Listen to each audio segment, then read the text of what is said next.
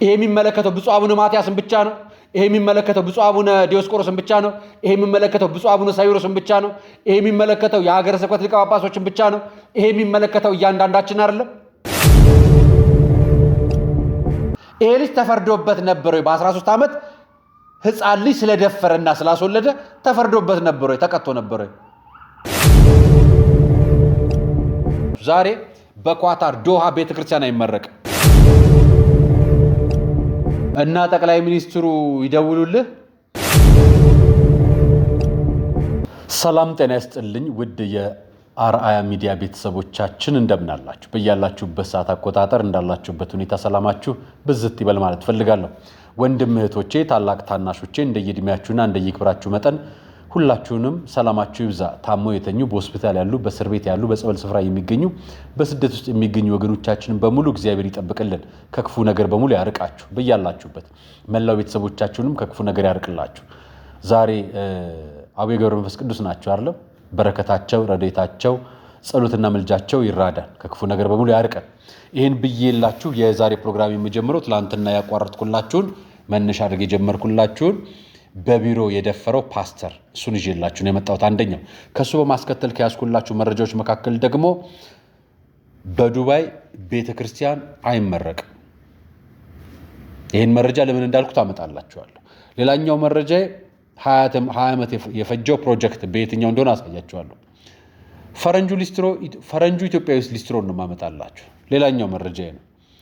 አንደኛው ወንድማችን ደግሞ የውጭ ሀገር ዩኒቨርሲቲ አይናፍቃችሁ ብሎ የሰራው ነገር አለ። ከሱ አያይዤ የማቀርብላችሁ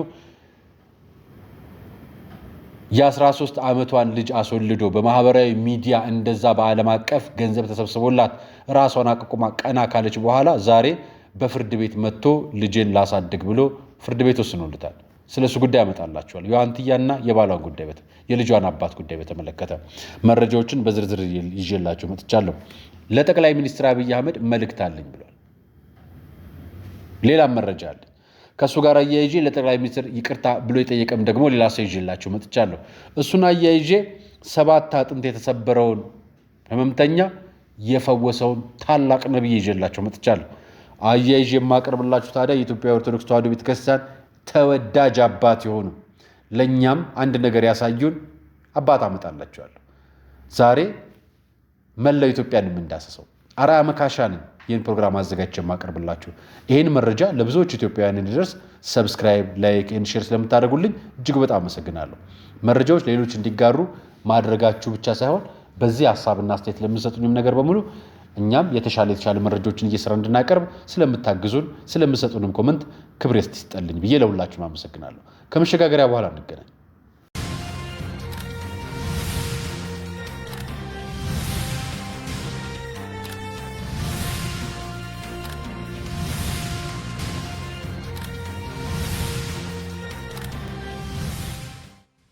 ከመሸጋገሪያ በኋላ እንደመጣችሁ ትላንትና አንዲት ነገር ጀምሬላችሁ አቋረጥኩት።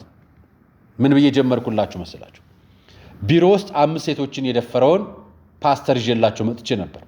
ይሄንን የዘገበው ኢቫንጀሊካል ቲቪ የሚል የፕሮቴስታንት ፕሮግራሞችን የሚያቀርብ ቻናል ነው። በ5 ሰዎች የሚመራና ሌሎች ቻናሎች ናቸው። ይሄን በተመለከተ ሌሎች መረጃዎች አያይዤላችሁ አውቃለሁ ከዚህ በፊት።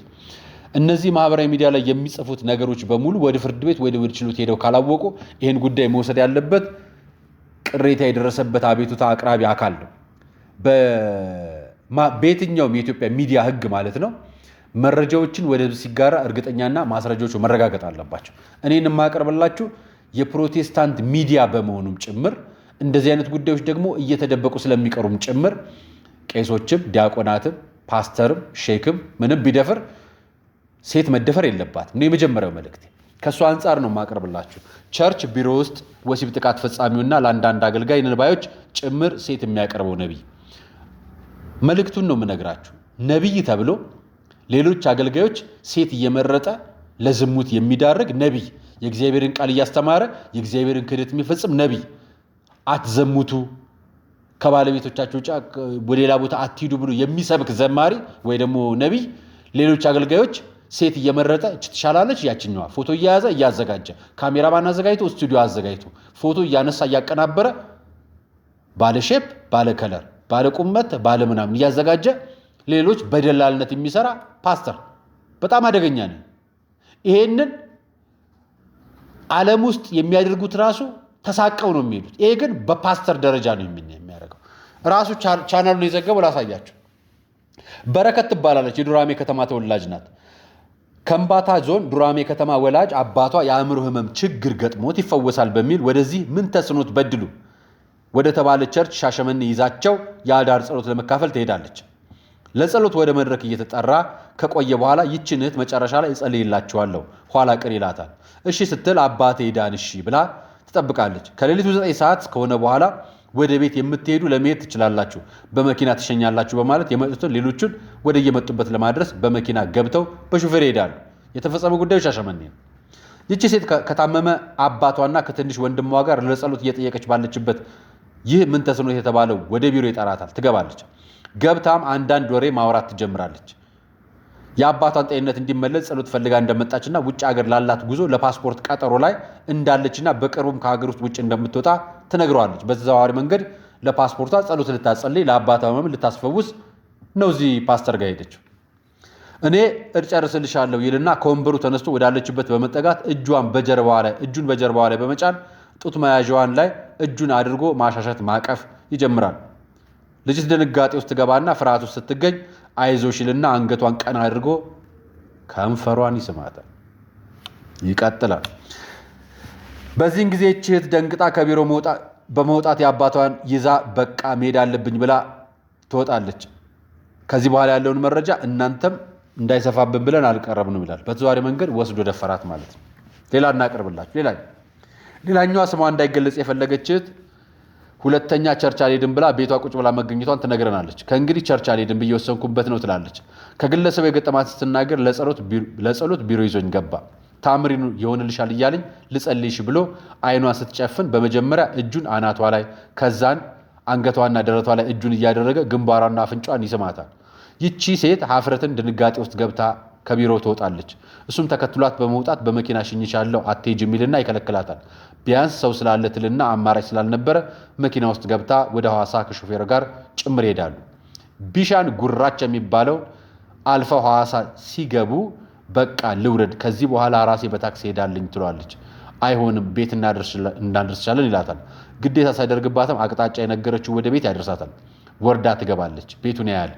በማግስቱ በማታውቅ ስልክ በመደወል ለአንድ ሰው ብታወሪ አድራሻችሁን ከነቤትሽ ያውቃሉ ብሎ ያስፈራራታል። አሁን ላይ የመኖሪያ አድራሻዋን ስለሚያውቅ ስትናገርም ስጋት ላይ ናት። ቢያንስ እናንተ ወቁልኝ ትላለች። ሌሎችም አሉ። ከዚህ ጋር በተያያዘ የቸርቹ ሰራተኞችም የሆኑ ለግለሰቡ በግልጽ የሚታወቅና የተለመደ መሆኑን አረጋግጠው ብዙ መረጃ ሰጥተውናል አለ። አንዲት የልጆች እናት ሴት ባሏ ከሀገር ውጭ የሚኖር እሷን ቢሾፍቱ ከተማ ቤት ተከራይቶ አስቀምጧታል። በቋሚነት እንደ ሚስት አድርጎ እየተመላለሰ ጥቅም ሆነ ቅምጥ ሆኖ የሚጠቀማትን ሴት በተመለከተ በጣም ብዙ ጉዳዮች አሉ። አንዳንድ አገልጋይ የተባሉ ሰዎችም በሱ በኩል ሴት እንደሚያቀርበም ተነግሮናል። በዚህም ቀደም በቅርቡ ከሱ ላይ ተያዘ። በነገራችን ላይ ይሄ የቸርች አሉባልታ ነው የሚባለው ምንድን ነው የሚባለው? ግለሰቡ ይሄ ነው እንደምታዩት ታውቁታላችሁ ብዬ ተስፋ አደርጋለሁ። እና ለሱ ነው የሁሉ ሚዲያ መረጃ የዘገበው። እና ፓስተር ሆኖ ደፋሪ፣ ሰባኪ ሆኖ ለሴት ደላላ፣ ለወንዶች የዝሙት ሴት ደላላ አቅራቢ ሆኖ ብዙ ሴቶች በሃይማኖተኛ በፓስተር በቄስ በምናምን ተደፍረው ያውቃሉ ብዙ ሴቶች። እና መከራቸው ወደ አደባባይ ሲወጣ ደግሞ መከራቸውን የሚደብቅላቸው የሚሸፍንላቸው ብዙ ቡድንተኞች አሏቸው። አደገኛ ነው የቡድን የማፊያ ሲሲሊ ቡድን ይበልጣሉ። በነገራችን ላይ እግዚአብሔር ይሁናችሁ። ለማንኛውም መረጃውን ላጋራችሁ ነው። ሌላኛው መረጃ ይልግባላችሁ። ዛሬ በኳታር ዶሃ ቤተክርስቲያን አይመረቅም። በኳታር ዶሃ ቤተክርስቲያን ይመረቃል ብሎ የዘገበው ጉርሻ ቲዩብ ነው። ጉርሻ ቲዩብን ዛሬ በኳታር ዶሃ ቅድስት ሥላሴ ቤተክርስቲያን በኳታር ለምትኖር ኦርቶዶክሳውያን በሙሉ ብሎ ታሪካዊ ዕለት ደረሰ። የቤተክርስቲያናችን የምርቃት በዓል ጉዞ በይፋ የምናከብርበት ስነስርዓት ዛሬ ይካሄዳል። ኳታር ለብዙ ዓመታት በጉጉት ሲጠበቅ የነበረውን የብዙዎች ጸሎትና ድካም የሆነ ውጤት ይፋ የሆነውን የቤተክርስቲያናችን የምርቃ በዓል ጉዞ በይፋ የምናበስርበት ስነስርዓት በድምቀት ይከናወናል። በዚህ ታሪካዊ የታላቅ ብስራት አካል እንደሆኑና የበረከቱ እንዲሳተፉ ጥሪ ተላልፏል። በዛሬው መርሃ ግብር ክስተቱ የቤተክርስቲያን ምርቃት በዓል ሲሆን ምሽት ከ12 ሰዓት ተኩል ወይም 6 ተኩል ኤፒኤም ቦታ ዶሃ ጽርሐ አርያም ቅድስት ሥላሴ ቤተክርስቲያን ብሎ ዘግቦታል። ዶሃ ቤተክርስቲያናትን ይችን አድርጎ ነው ፎቶውን የሚዘገበው። ቅድስት ሥላሴ ቤተክርስቲያን ገና ስለ ምርቃ ስነ ስርዓቱ መግለጫ ሊሰጠን ምዕመናን ስብሰባ ጥሪ ግን ሚዲያው ዘግቧልና እንደው መረጃው የደረሳችሁ ሰዎች ምናልባት መረጃው የተዛባና የሳሳተ ስለሆነ እዚህ ሚዲያ ላይ የሚዘገቡ ሰዎች የተሳሳቱ ስለሆኑ ወይ ያቀርቡላችሁ ሰዎች መረጃው እንዳልሆነ ልናሳውቃችሁ ነው። ጠቆም ስላደረጉን ነው። የተሳሳተ መረጃ ደርሷችኋልና ይቀየር ብለው ነው። ይሄ ወገን ያሳዝኑኝ ነው ያመጣውላችሁ። ውጭ ሀገር ብዙ ጊዜ ሰዎች ውጭ ሀገርን ሲመጻደቁበት እንሰማለን እዚህ ኢትዮጵያ ውስጥ ላሉት ወይ ደግሞ ከውጭ ሀገር የሚመጡ ሰዎች እዛ ያለውን ልፋታቸውን ደብቀው እዚህ ሀገር ላይ ያው የብሩ ጭማሪ ምንዛሬም አለ አይደለም በፌሽታ ብራቸውን ያልተገባ ቦታ እያዋሉት በጣም እናይ ነበር።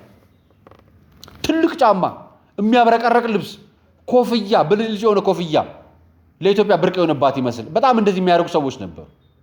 አይ ቲንክ ብዙ ነገር የማየው ወንዶቹ ላይ እና ይበዛ ነበር በፊት። ከኢትዮጵያ ወጥቶ ዶክተር ሊስትሮ ብሎ ራሱ መደበኛ ስራ እየሰራ ቤት ለቤት እየሄደ ጫማ የሚጠርግ ወንድማየው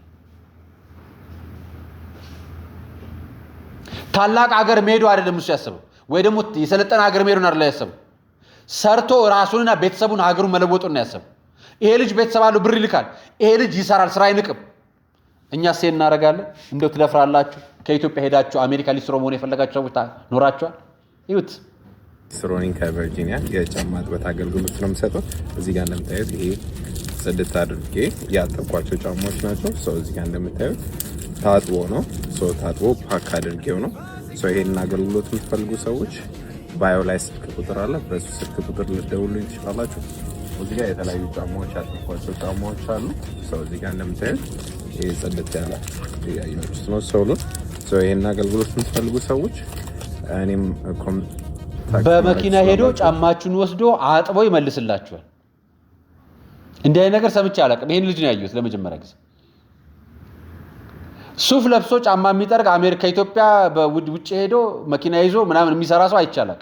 ለመጀመሪያ ጊዜ ያየሁትና የሥራ ፍቅሩና መልካምነቱ በቃ በቀንነት ነው የሚናገር። ሌሎች ቪዲዮዎችም አሉት ያየኋቸውና እኛ እዚህ ሀገር ሆነን ስራ እንቃለን አይደል? እዛ ሄዶም እንደሚሰሩ እያሳያችሁ ነው። ይህን ቪዲዮ አይቼ ለሁላችን መታዘቢያ እንዲሆን አመጣውላችሁ። ተመልከቱት። አሜሪካ የሃይ ስኩል ፈወ ጸዴ ለሚመስላችሁ ሰዎች ኦይሊ ሉክ አት ዲስ ኖርማል ስጋ በቺዝ አለ፣ ዳቦ፣ ካቻፕ፣ ቺፕስ፣ ደህና ነገር የለም። ወተት፣ ብርቱካን።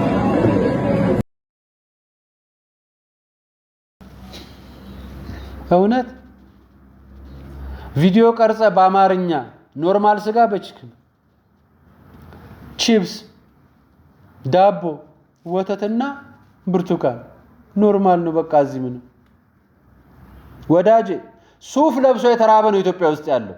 ኮት ለብሶ የተራበ ነጠላ ለብሳ የተደበቀች ሆዷን ያመቀች እናት ነው ያለችው ኢትዮጵያ ውስጥ አይደለም። እዛ ትምህርት ቤት ዶክተር ሆኖ ፓስቲ እየበላ አስተማሪ ሆኖ ደረቅ ዳቦ እየበላ ነው የሚያስተምሩት ኢትዮጵያ ውስጥ። አንዳንዶች አትመጻደቁብን ተው እንጂ። ችግር አለ፣ አዎ በደንብ አለ። ስራ አለ፣ በደንብ የለም። አዎ ችግር አለ፣ አዎ ችግር አለ። እኔ ሃይ ስኩል ተማሪዎች በሙሉ እንዲህ በችግርና በረሃብ ተቆራመዳችሁ፣ ረሃቧን ዘፈዘፋችሁ። እንደው ምን አይነት ግፈኞች ናቸው ደረቅ ቺፕስ ሰጥተው በወተትና በብርቱካን የሚያበሏችሁ። እንደው ምን ግፈኞች ቢሆኑ ነው?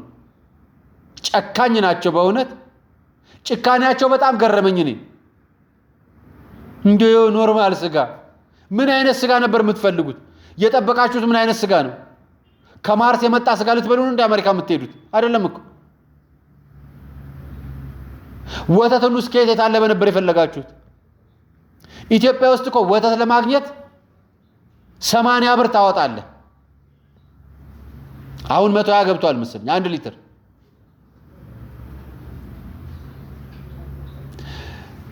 የመንግስት ሰራተኛ ሆኖ ድንች በዳጣ የሚበላ ህዝብ ያለበት ከተሞች እኮ ምን ነው ልጆቹን የሚያበላው አጥቶ እናትና አባት ጎዳና ወጥተው ለምነው ቤተሰብ ገብተው ሰፈር ቀይረው ለምነው የሚያብሉበት ነው። የአዲስ አበባም ሆነ የከተማ ልጅ የኢትዮጵያ ልጅ የዩኒቨርሲቲ ሃይ ስኩል ተማሪዎችን እንዲህ የምትመላቀቁባቸው ግን ምን ሆናችሁ? ተው እንጂ ተው፣ አትመጻደቁብን ተው። በእውነት ተረባሃል። እንደው መጠኔ ጣርህ አይደለም ደፋ 77 ገባ አይደለም እዛ ሃይ ስኩል ውስጥ ድርቆ አመሳቀልህ አይደለም። አይ ለነገሩ ልጅ ነው፣ ልጁን አይደለም ያው ሐሳቡን ልናገር የፈለኩት ልጁን አይደለም ገና ታዳጊ ልጅ ነውና አንዲት እህታችን ላሳያችሁ። እንደው ይሄንን ካየው አይቀር እቺ ልጅ ሳላሳያችሁ አልለፍ።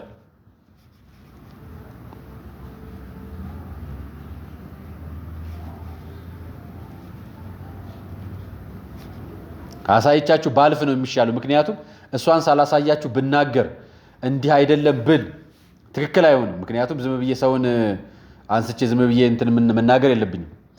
ይቺ አርቲስት ረሃብ አታውቅም፣ ምን እንደሆነ አታውቅም። ለአንተም ለነሷም እንዲሆን ብዬ ነው መልእክቱን ማቀርብልህ። ይቺ አርቲስት በጣም ተቸግራለች፣ ተሰቃይታለች። ስቃያና መከራ በዝቶባታል። ላሳይ ፈልጌ ያመጣሁት ይቺ አርቲስትን ተመልከታት።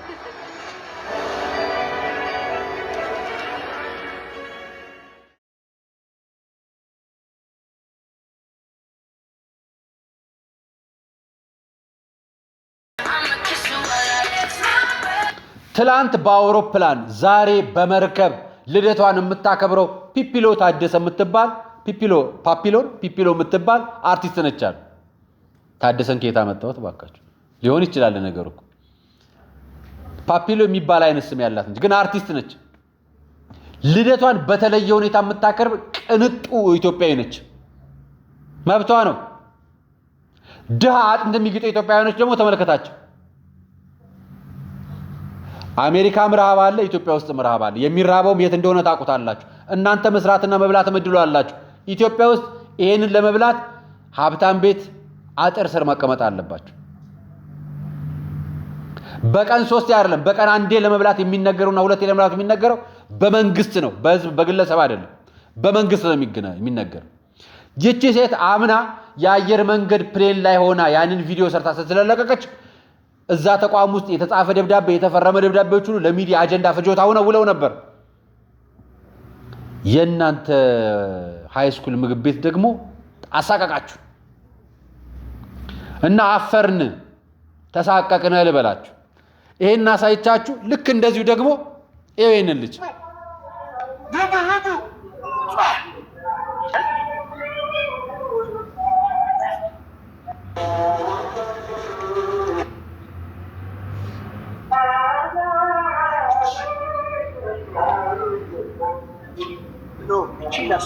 እንኳን የሚበሉት ቢኖራቸው ልጃቸውን እያጠቡ ጎዳና ወጥተው በካሜራ የሚረዱ ሰዎች ያለበት ሀገር ነው። ይሄ ልጅ ሲረዳ ፈልጎ ይርዳ ፈልጎ አይርዳ በራሱ የሚርዳ አናቀው። ሰው ሰጥቶት ለሰዎች ምስክርነት እየሰራው ይሆን አናቀው። ምጽዋት ግን መታበያ አይደለም ብለን መንሱር ጀማል ላይ ሰርተንበት ነበር። ድሃ ላይ መመጽወት የምንታይበት ነገር መሆን የለበትም። ታይታ አይፈልግም ብለን እናገራለን። የምንናገረው እንደ ኢትዮጵያዊ ሴት ነው። እነዛ ሰዎች እኛ ብንሆንስ ብላችሁ አስቡት። እነዛ የሚረዱት ሰዎች ጎዳና የወደቁት ሰዎች እኮ የኛ ወላጆች ቢሆንስ ይሄን ታረጉት ነበር? አታረጉት። እና ዩኒቨርሲቲ ሆነ ይሄ ስለገጠመ አይርነቅ ሃይ ስኩል ሆነ ልል ፈልጌ ነው። ሌላኛው ማሳያችሁ መረጃ ይሄኛው መረጃ ነው። በጣም አሳፍሮኛል። የዋንትያ ጉዳይ ሰሞኑን አጀንዳ ሆኖ ነበር። ዋንትያ በ13 ዓመቷ ወልዳ ቤተሰቦቿ አባቷ ጠሏት እንደነበረና መከራይታ አስፋው መሸሻ ወደ ኢቢኤስ አምጥቷት ማህበራዊ ሚዲያ ላይ ተጠይቆላት ድጋፍ ተደርጎላት ይች ልጅ ራሷን ያቆመች የ13 ዓመት ህፃን ልጅ ነች። በ13 ዓመቷ እናት መሆን የቻለች ህፃን ልጅ። ዛሬ እየሰማነው ያለው መረጃ ማህበራዊ ሚዲያ ላይ ቲክቶክ ላይ የተለያዩ ማስታወቂያዎችን እየሰራች ራሷን ችላ መኖር የቻለች ልጅ ነች። ጥሩ ነው። በተለያየ ጊዜ ለኮንተንት ፈጠራ ብለው የተለያዩ ወንዶች ጋር ቀለበት የምታስር ኬክ የምትቆርስ ምናምን ልጅ ነበረች። አሁን ሰሞኑን በጣም ብዙ ወንዶች ዛቻ እየዛቱባት እንደሆነ ወንዶች በጣም ጸያፍ ንግግር እየተናገሩ እንደሆነና ይሄን ጉዳይ ህግ ይመልከተው ብለን ጠቆም አድርገናል። ዛሬ የሰማነው መረጃ ኮፍያ ያረገ ጺሙ የሸበተ ትልቅ ሰው በእድሜ ቁጥር ትልቅ ሰው ልጄን አላሳየችኝም ብሎ ከለከለችኝ ብሎ ፍርድ ቤት ከሰሳት አሉ።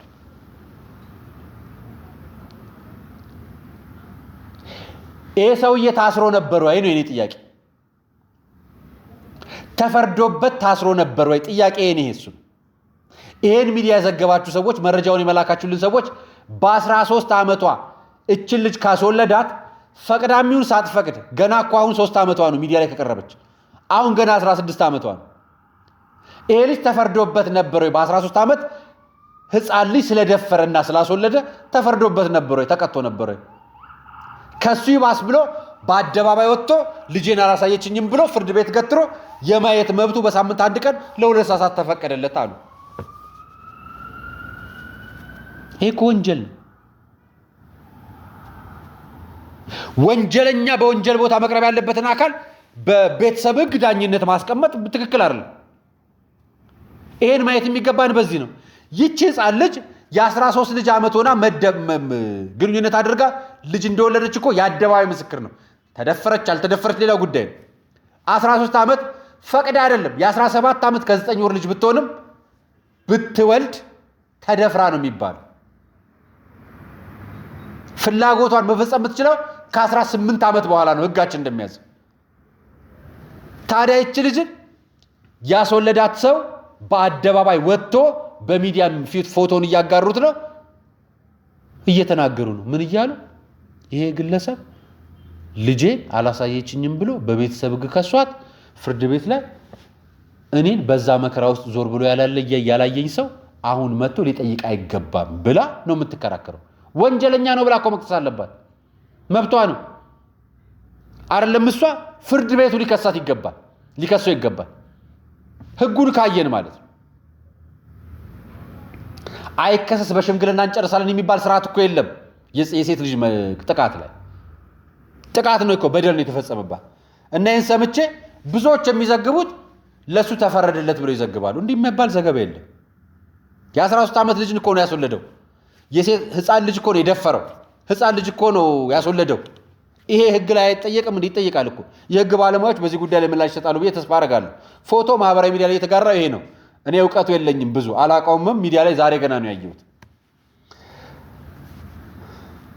እንደ ፈገግ ላሰኛችሁ እንዲህ አይነት መረጃ ከጋበዝኳችሁ በኋላ እችን ነገር ፈገግ ላሰኛችሁና ወደ ቁም ነገር ልግባ መልሽ።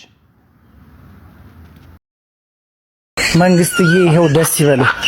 ጫቴን በጋዜጣ ጠቅልዬ እየሄድኩኝ የንስሐ አባቴን መንገድ ላይ ያገኘኋቸው ምንድነው ሲሉኝ ጃንጥላ ተስዬ ላስገባ እየሄድኩኝ አልኳቸው።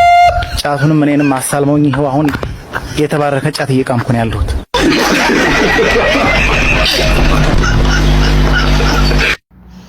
ትቀልዳለህ? አይገልጸውም። እንዲህ ብዬ ልለፈውና አሁን የተደራጀውን ውንብድናና የጠቅላይ ሚኒስትሩ መልእክትንም ይዤላችሁ መጥቻለሁ። የመጀመሪያው ውንብድና ላሳያችሁ። ዙር አንድ ልባላችሁ። ዶክተር አብይ አህመድ እንድደርስ በጌታ ፍቅር ሼር፣ ኮፒ ሊንክ ዱት አርጉልኝ። ኢትዮጵያ ውስጥ እግዚአብሔር አምላክ ለጠራቸው ነቢያት፣ እግዚአብሔር አምላክ ለቀባቸው ሰዎች መንግስት እኔ በበኩሌ ደሞዝ ይክፈል ባይ ነኝ። ነገር ግን አንድ ነገር ላሳስባችሁ ፈልጋለሁ። ቤት ክራይ እኔ ከብዶኛል። ስለዚህ የወንጌል አገልግሎትን እያገለገልኩ የሚከፍልበት ምንም ዕዳ የለብኝ። እኔ የእግዚአብሔር መንግስት ሰራተኛ። ስለዚህ ቤት ገዝታችሁ መስጠት የሚችሉ ሰዎች እንዲሁ ደግሞ ገዝቶ ለሚሰጥ ሰው ማሳሰብና ማስታወቂያ በመስራት ኮፒ ሊንክ ዱት ሼር በማድረግ ቤት ገዝተው ለሚሰጡኝ ለደጋግ ኢትዮጵያውያን እንድታደርሱ በጌታ ፈቃድ እለምናቸዋል። ስፔሻሊ ለዶክተር አብይ ያለሁበት አካባቢ በዮ ውስጥ ባለው ስልክና በዮ ውስጥ ባለው በእኔ አድራሻ ደውላችሁ የምታገኙ ይሁን። ቀጥሎ ሳውዝ አፍሪካ ላይ የምትገኙ ወንድና ሴት ባሪያዎች ይሄን ቪዲዮ በሚገርም ሁኔታ ሼር በማድረግ ሳውዝ አፍሪካ ላይ ላሉ ወገኖች እንድታደርሱ ፈልጋለሁ። እና ጠቅላይ ሚኒስትሩ ይደውሉልህ እና ግዴታ የለብህም አንተ በክራይ ቤት ወንጌልን ማገልገል።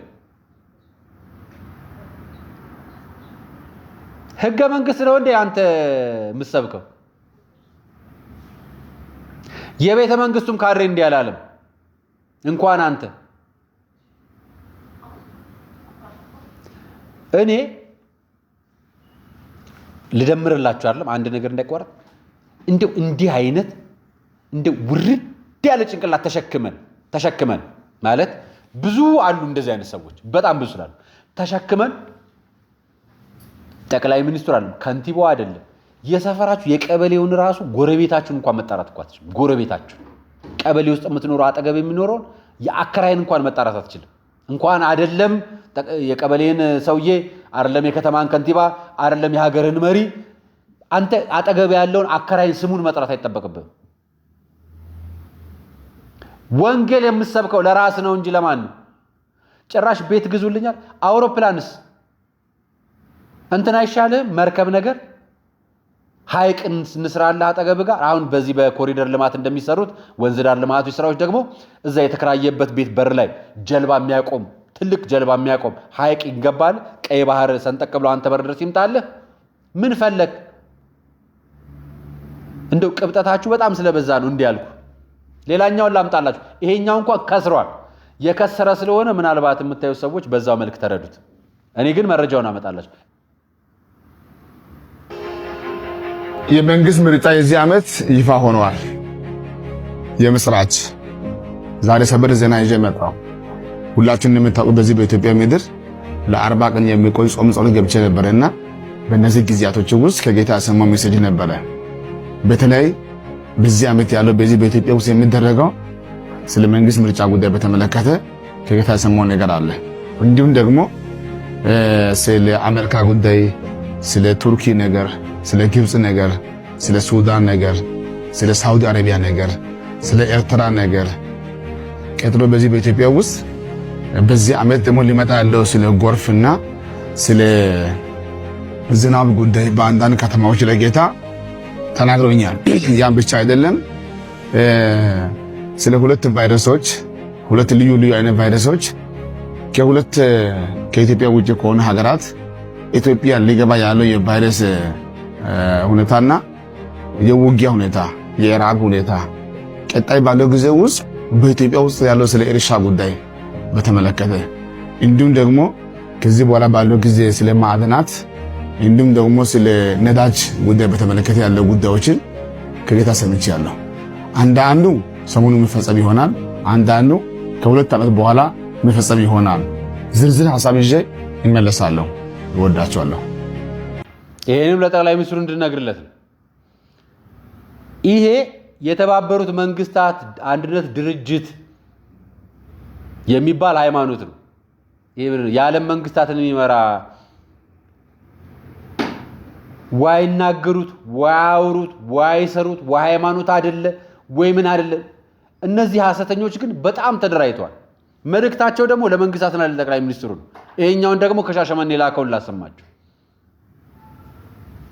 የተወደዳችሁ በዚህ ቪዲዮ የኢትዮጵያን መንግስት የኢትዮጵያን ባለስልጣናት እንዲሁም የኢትዮጵያን ህዝብ ይቅርታ ልጠይቅና ላመሰግናችሁ ተገኝቻለሁ የዛሬ 4 ዓመት በማህበራዊ ሚዲያ የተከበረውን ክቡር የኢትዮጵያን ጠቅላይ ሚኒስትር በማስመልከት ያስተላለፍኩትን መልእክት በማህበራዊ ድረገጽ ሰምታችሁ ለሌላው ያጋራችሁ የተቆጣችሁ የተናደዳችሁ የደነገጣችሁ ለተፈጠረው ነገር ይቅርታ እጠይቃለሁ ያን የተናገርከው የሐሰት ነበር እና እግዚአብሔር ነገረኝ የምትሉት ውሸት ነው ማለት ነው አይደል ከይቅርታ ጀርባ ያለውን ያንተን እግዚአብሔር ያልከው እግዚአብሔር ነገረኝ ብለን የተናገርከው ያኔም ጠቅላይ ሚኒስትሩ ይሄም እንግዲህ እግዚአብሔር ነገረኝ ብለን የተናገረው ያኛውም ቤት ክራይ ክፈሉልኝ ደሞዝ ይክፈለኝ መንግስት ብሎ ነው ለጠቅላይ ሚኒስትሩ ያቀረበው እና የቀለዳችሁ ነው ለማንኛውም ጠቅላይ ሚኒስትሩ ሃይማኖታቸው ፕሮቴስታንትም ቢሆን በሀገር ደረጃ የሚወከሉት ለሁሉም ሃይማኖቶች ነው እና ማቅረብ ከቻላችሁ በካውንስል በመናምን አድርጋችሁ አቅርቡት እናንተ ከዛን ሌላ ሃይማኖት ተከታይ ግብሩን ያቆማል ማለት ነው ደሞዝ ለጠየቃችሁት የመልእክቱን የእስራኤል ዳንሳ ደግሞ መልእክት ያቀረብከው ለተባበሩት መንግስታት ድርጅት እንዲደርስ ከሆነ ኢሴ ጽፈት ቤት እዚህ እስጢፋኖስ አካባቢ ጋር ይገኛል ወረድ ብለህ ከአዳራሽ ወጣ አዳራሽ ላይ ሰው ስለሌለ ቢሮ ስለሆነ አገልግሎት ወጣ ብለህ ሄደህ አግኛቸው። የምስራቅ አፍሪካም ጉዳይንም እያነሳ ስለሆነ ስለ ዓለም ጉዳይም እያነሳ ስለሆነ አድርገው። ስለ ማዕድን ሚኒስቴር መግባት ከፈለክ ሂድ፣ ነዳጅና የሌሎች ጉዳዮችን እና ጉዳያችሁ መንፈሳዊ ይዘት ጨርሶ የለውም። በቃ ጨርሶ የለውም። ጠቅላይ ሚኒስትሩን ስም በመጥራት ከንቲባዋን ስም በመጥራት ምናምን ነው የምታደርጉትና እና መጽሐፍ ቅዱስ አጥኑ ኑሩት። መጀመሪያ ዓለም ያውቀኛል 40 ቀን መጸለይ ነው ያለው አይደል? ሌላኛውን 7 ቦታ አጥንቶ የተቆራረጠውን ደግሞ ላሰማችሁ። ይሄ ደግሞ ጎንደር ዘምቶ ደቡብ ላይ ደግሞ የበቀለውን ላሳያችሁ። ችግርህን ሐዘንህን ያስረሳሃል። አሜን። ብዙ ኃላፊነት ያለብህ ሰው ነህ። እውነት ነው። ከዚህ ተነስተ ወደ ስራ መመለስ ትፈልጋለህ? አዎ። 7 አጥንት ነው የተሰበረው። 7 አጥንት እኔ ተሰበረ። ነኝ። ሞትን ድል በነሳው በናዝሬቱ በኢየሱስ አጥንቶቼ ወደ መለሱ። እጠፌን ነገር ዘርጋ ዘርጋ። እሳት እንዲገባ ይዣለሁ። አሜን።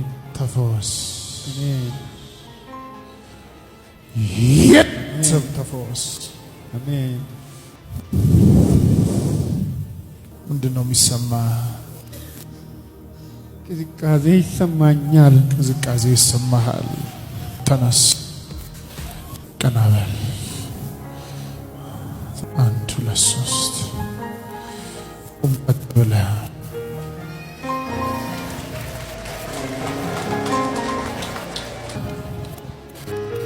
ቆም።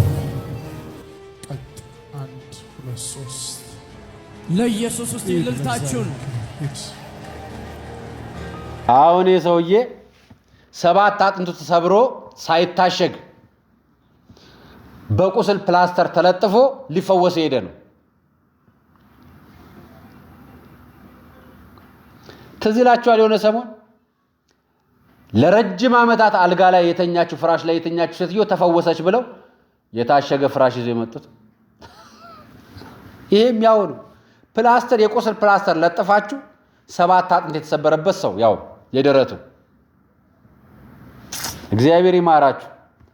ፈውሳችሁ አያልቅም። እናንተም ወደ ዳንሳችሁ ልምጣላችሁ። ይሄውን ጸሎት ነው ስሙ። የዳንስ ጸሎት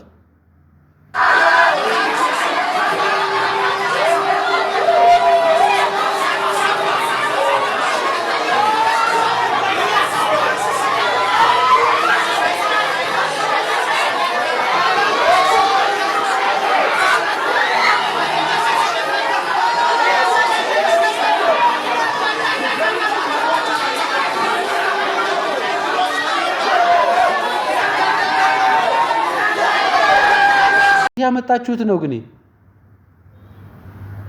ማለት እኛ ይሄ የምናምነው መጽሐፍ ቅዱስ ውስጥ ያለ የጸሎት አይነት ነው ወይስ የምትናገሩት ነገር ነው? ከየት አመጣችሁት? ይሄንን የት አለ? የት ኖረ? ገበያ ጫጫታ ውካታ መች ነው ጸሎት ሆኖ የሚያውቀው? ዳንስና ፌሽታ መች ነው ጸሎት ሆኖ የሚያውቀው? አይኛ ያው የእናንተ ነገር ነው። አይ ላሳያችሁ ብዬ ነው እኔ ለእናንተ ብዬ ነው። ይሄንን ደግሞ ይዩት። የኛን ቤት አባት የተወደዱ አባት ስሙ። አዲስ አበባ ላይ 22000 ሴተኛ ዳሪ ደግሞ አለ። ከ18000 በላይ ኦርቶዶክሳዊ። ለምን ሆነብን? ከ14000 በላይ ማህበራት አሉ። ምን እየሰሩ ነው? ማህበር በሬ አርዶ ለማብላት ብቻ ነው እንዴ? ድሃ ላይ አልሰራንም። ዘዳግም 15 ላይ የማዘን ብታደርግ ድሃ አይኖርም ይላል። አሁን እያልክ ያለሁት እኛና ምዕመናን በአግባቡ ብንገናኝ ድሃ አይኖርም። ቤተክርስቲያንን በአስራታቸው ድሆችን በመጽዋታቸው እንዲረዱ በማድረግ ይቻላል።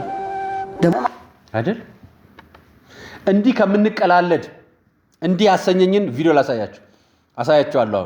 አሁን 22000 ሴተኛ አዳሪዎች መካከል ከ18000 በላይ ኦርቶዶክሳውያን ናቸው። ቤተ ክህነት ምን እየሰራችሁ ነው? ሀገረ ስብከቶች ምን እየሰራችሁ ነው? ይሄ ለአዲስ አበባ ብቻ ነው።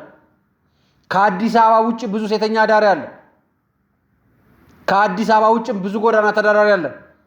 ከአዲስ አበባ ውጭ ብዙ ድሃ አለ። በመላው ኢትዮጵያ ሴተኛ አዳሪም ድሃም ጎዳና ተዳዳሪም ሞልቷል። ላሳያችሁ የአዲስ አበባው በትንሹ ይሁት ይሄን ቪዲዮ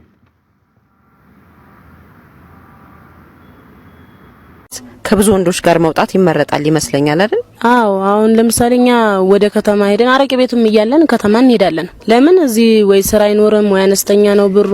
ግን ከተማ ምን ሄድ ከሆነ ግን ቢያንስ ሾርትም ሁለቴም ሶስቴም ልገቢ ትችያለሽ።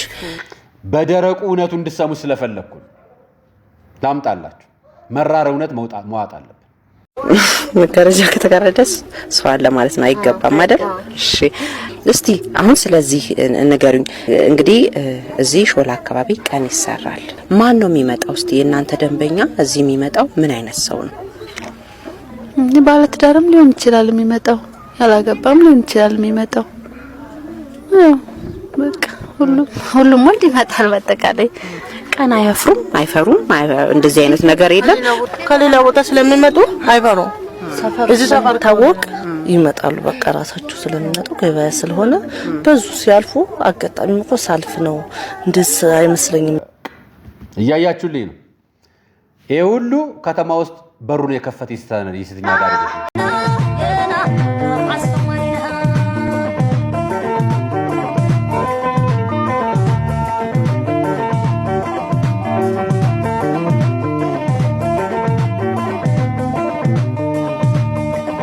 ይሄ ሁሉ የተከፈተ በር፣ ይሄ ሁሉ ሴተኛ ዳሪ፣ ይሄ ሁሉ አማኝ ኢትዮጵያዊ ነው። እዚሁ አዲስ አበባ ውስጥ እዚህ ጋር ሄዶ የሚሰብካቸው፣ እዚህ ጋር ሄዶ ህይወታቸውን የሚቀይር የሃይማኖት ተቋም የለም። ፕሮቴስታንት፣ ሙስሊም፣ ኦርቶዶክስ የለም። እንግዲህ 18 ሺህ ኦርቶዶክሳዊ ከሆነ ቤተ ክህነት በዚህ በኩል አይሰራም፣ ክፍለ ከተሞች ይሄንን አይሰሩም፣ ሀገረ ስብከቶች ይሄንን አይሰሩም። አደገኛ ነው። ምዕመኖች ምጽዋታቸው ለጎዳና ተዳዳሪ ነው። ላሳያችሁ ደግሞ ይዋት እችልጅ ከእንደዚህ አይነት ቤት የወጣች እንደሆነች ቁጠሯት፣ አስቧት። ወይ ደግሞ ከቤት የወጣች። አሁን ግን ለራሴ ሳላረግ ለልጄ ነው ማረገው። ምንም ነገር ሲደርስ ለልጄ ነው ለምን ያጠራቅም ማረገው። ጎዳና የወጡ ኢትዮጵያውያን በጣም ብዙ ናቸው። ብዙዎቻችን ደግሞ በጋራ ተባብረን እንዲህ ነው የምናረገው። እንኳን አብሮ ኖሮ ይቅርና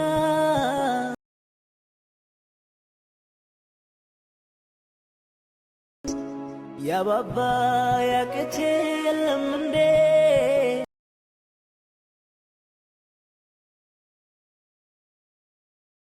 መላመድ ከመወለድ በላይ ከውሾቻቸው ጋር የሚበሉ ምስኪኖች፣ በአዳራሽ ጠርተን የምናበላቸው ምስኪኖች፣ ተምረው ያሉ በህመም በበሽታ በሌላ ነገር የተጠቁ ጎዳና ተዳዳሪዎች፣ የሚበሉትን ያጣው ፎጣቸውን ለብሰው የእናንተን ምጽዋት የሚጠብቁ ኢትዮጵያውያን፣ ኦርቶዶክስ የሆኑ ፕሮቴስታንት የሆኑ ሙስሊም የሆኑ ጎዳና ተዳዳሪዎች በየስፍራው አሉ። ማናችንን በምጽዋት ውጪ እነዚህ ሰዎች ልንረዳ ይሞክራል? ማናችን ቆመናል? ማናችን ደረስንላቸው? መምህር ተስፋ ያበራን አየሁት እንዲህ ሲያደርግ። እኔ የምወደው ምንድነው 40 ደቂቃ መድረክ ላይ አስተምሮ መውረድ አይደለም። የቤተ ክርስቲያን ላይ ተግባራዊ ክርስትና ወዳለሁ። ለዚህ ነው ቤታችሁ ድረስ የመጣሁት። ካህንም እዚህ ድረስ የማመጣው ተግባራዊ ክርስትና እግዚአብሔር እዚህ ቤት ውስጥ እንዳለ እንደሚጎበኛችሁ እንድታውቁ ነው። እየጎበኛችሁ እንደሆነ እያኖራችሁ እንደሆነ እንድታውቁት ነው። እኛ በሳኒት የተዘጋጀ እንጀራ ስለበላ እናንተ ደግሞ ፍርፋሪ ስለበላችሁ አይደለም ልዩነቱ። ሁሉም ሰው ያዘው ሆድ ስንት ነው? አንድ እንጀራ የሚበላ ነው አይደል? ለውጥ የለም አይደል? ስለዚህ ማንም ሰው መኖር የሚችለውን እስከሚችልበት ጥግ ድረስ መሄድ ይችላል። ኪያ የጎዳና መንፈሳዊ ሙሽሮች፣ የጎዳና መንፈሳዊ ልጆች ማነው አባታቸው? ማነው ንስሐ አባታቸው? ማነው ቤተ መቅደሳቸው? የትኛው ቤተ ክርስቲያን የሚያስቀድሱት? የትኛው ንስሐ አባት ነው እየሄደው ቤተ ክርስቲያን የመለሳቸው? የትኛው ወንጌላዊ እየሄደ ሰበካቸው? የትኛው ኡስታዝ ሰብስበው ጠራቸው? የትኛዋን ሴተኛ አዳሪ ከዛ ህይወት አወጣናት? ይሄ የሚመለከተው ብፁዕ አቡነ ማትያስን ብቻ ነው? ይሄ የሚመለከተው ብፁዕ አቡነ ዲዮስቆሮስን ብቻ ነው? ይሄ የሚመለከተው ብፁዕ አቡነ ሳዊሮስን ብቻ ነው? ይሄ የሚመለከተው የሀገረ ስብከት ሊቀ ጳጳሶችን ብቻ ነው? ይሄ የሚመለከተው እያንዳንዳችን አይደለም? እነ ፒፒሎ እንደዛ በሚወዛወዙበት በሚደንሱበት ልደታቸውን አንዴ በፕሌን አንዴ በመርከብ ላይ እየተዝናኑ በሚያደርጉበት ሀገር ውስጥ ጎዳና ወጥተው ከውሻ ጋር እህላቸውን እየላሱ የሚበሉ ጎዳና ተዳዳሪዎች አሉብን። የገዛ ገላዋን ሸጣ ልጇን የምታሳድግ እናት አለች። መከራና ስቃያቸውን አይተው ከዚህኛ ህይወት ወጥተው ቤተክርስቲያን ግቢ ውስጥ መግባት አፍረው በቤተክርስቲያን ግቢ አጥር ስር ቆሞ አልቅሰው የሚመለሱ እህቶች አሉ። ማን ነው የሚመለከተው? ለዚህ ጉዳይ ከንቲባን ጠይቅ፣ ለዚህ ጉዳይ ጠቅላይ ሚኒስትርን ጠይቅ፣ ለዚህ ጉዳይ የከተማ አስተዳደሮችን ጠይቅ፣ ለዚህ ጉዳይ ክልልን ጠይቅ። እንዴ የሃይማኖት ተቋማት ስራችን ያለው ህንፃ ቤተክርስቲያን ላይ ነው። ህንፃ ስላሴት ነው ያለው። ይሄው 18000 ህንፃ ስላሴዎች ወድቀውላቸዋል፣ ወድቀውልናል። እኔንም አለው እኮ አንድ ሰው ብንመልስ ምን አለ? ከሴተኛ ዳሪነት አንዷን አቋቁመን አንዷን ህይወት ሰተን አንዷን ስራ ሰተን አንዷን ቤት ተከራይታ አንዷን አቁመን አንዷን በንስሐ ተመልሳ ስጋ ወደሙ የምትቀበል ሴት እናርጋት። እስኪ ይሄንን አብይ ጾም ይሄንን እንስራ። እስኪ ይሄንን አብይ ጾም ጎዳና ተዳዳሪ የሆነ የወደቀውን ወይ ሊወድቅ የደረሰውን ሰው መልሰ ነው ንስሐ አባት አገናኝተ ነው ንስሐ እንዲሰጥ አርገ ነው ስጋ ወደሙ እንዲቀበል አርገ ነው ህይወቱን ተከራይቶ እየሰራ ሊኖር እናድርገው። ስራ ያላችሁ ስራ ቅጠሩልን። መመጽወት የምትችሉና ለጊዜው መቋቋም እንድትችሉ ቤት ተከራይቶ እንዲኖሩ ለማድረግ የምትችሉ ሞክሩልን። ማስረጃ ያላቸው ለመቋቋም አቅም ያላቸው በተወሰነ መረጃ ያላቸውን ሰዎች ወደዚህ እናቀርባቸው። ቤተ ክርስቲያን ልጆቿን ትሰብስብ። ጳጳሶቿ ይስሩ፣ ካህኖቿ ይስሩ፣ ሀገረ ስብከት ይስራ፣ ካህናት ይስሩ፣ ዲያቆናት ያገልግሉ፣ አማኙም ይረዳዳ። እስኪ እርዳታ ኮሚሽን ወይ ደግሞ እርዳታ ሚኒስቴርን ተብሎ በሚጠራው የቀድሞ በአሁኑ የአደጋ ስጋት ስራ አመራር ከሚሰራው ስራ ቤተክርስቲያን እስኪ ይህን ትስራ፣ መስጊድ ይህን ትስራ፣ እስኪ ቸርች ይህን ይስራ። እስኪ ልጁን ለእግዚአብሔር ይመልሰው፣ ልጁን ለአላህ ይመልሰው፣ ልጁን ለኢየሱስ ይመልሰው። እስኪ ይህን እናርግ። በካሜራ የሚቀር ምጽዋት ይቅርብን። አይ መንሱር ነበር አለ ይሄን የጀመረው። እስኪ መምህር ተስፋ ያበራ የጀመረውን ጉዳይ ልጆቹን ጎዳና ላይ ብቻ ሳይሆን ከጎዳና አውጥተን ቤት ተከራይተው እንዲኖሩ አድርገን ስራ ሰተን ንስሐ አባት ይዘው ተመላልሰው ቤተ ክርስቲያን እንዲሆኑ እናርጋቸው። እነሱን የክርስቶስ ማደሪያ እናርጋቸው። እነሱን የክርስቶስ ሙሽራ እናርጋቸው። ስጋ ወደሙ ተቀብለው በእግዚአብሔር የሚመላለሱ ህይወት ያላቸው የክርስቶስ ልጆች እናርጋቸው። ዛሬ ረሃባቸውን ነው የሚያስቡት። ዛሬ በልተው የሚያድሩትን ብቻ ነው የሚያስቡት። ስለ ነገ ተስፋ የላቸው። የሚያግዛቸው ወገን፣ የሚረዳቸው ቤተሰብ፣ የሚያስጠጋቸው ማህበረሰብ የለም። ይሄን መልስ ከይን እንስራ።